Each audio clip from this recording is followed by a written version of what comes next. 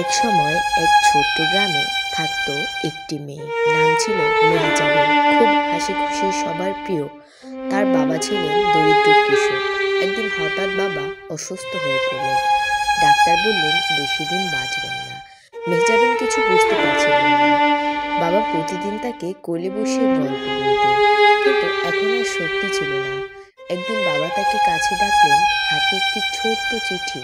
বললেন, বাবা, আমি হয়তো তোমার সাথে থাকতে পারবো না, কিন্তু তুমি ভয় পাবে না। তুমি শক্ত থাকলে আমি শান্তিতে থাকবো। চিঠিটা মেহজাবিন শিউরে উঠে পড়তে লাগলো। যেদিন তুমি মন খারাপ করবে, আকাশের দিকে তাকিও। যে তারা সবচেয়ে উজ্জ্বল, সেটাই হবে তোমার বাবার হাসি। কিছুদিন পর বাবা চলে গেলেন। সেদিন সন্ধ্যায় আকাশে একটি তারা খুব উজ্জ্বল হয়ে জ্বলছিল। মেহজাবিন চিঠিটা বুকে চেপে শুধু বলল, বাবা, আমি শক্ত থাকবো। বছর কেটে গেল। মেহজাবিন বড় হতে লাগলো, পড়াশোনা করতে থাকলো, জীবনে সফল হলো। কিন্তু প্রতিদিন রাতেই সেই আকাশে সেই উজ্জ্বল তারাটির দিকে তাকিয়ে তারা মনে হয় বাবা এখনো পাশে আছে, শুধু ভিন্ন